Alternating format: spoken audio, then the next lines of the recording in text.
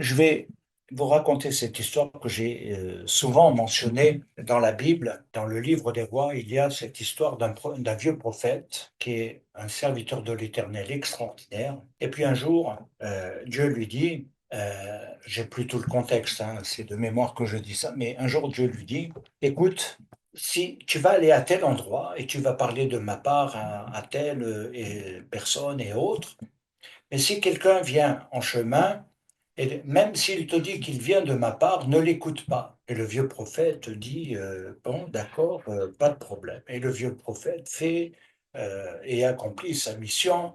Et puis il est sur le chemin du retour, et puis tout à coup, il y a quelqu'un qui le rencontre et qui se présente comme étant un prophète de l'Éternel, etc.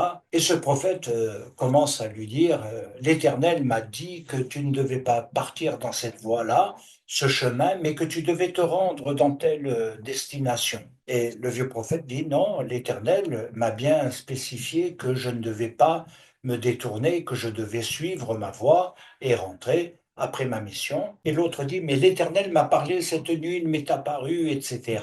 Et il m'a demandé que tu ailles dans ce village, on va dire comme ça. Et le vieux prophète s'est laissé influencer. Qu'est-il arrivé à ce vieux prophète? Il est mort. Alors, c'est pas la méchanceté de Dieu qu'il faut comprendre. Dieu voulait préserver sa vie en le prévenant. Et le fait qu'il n'ait pas écouté, Dieu n'a rien pu faire.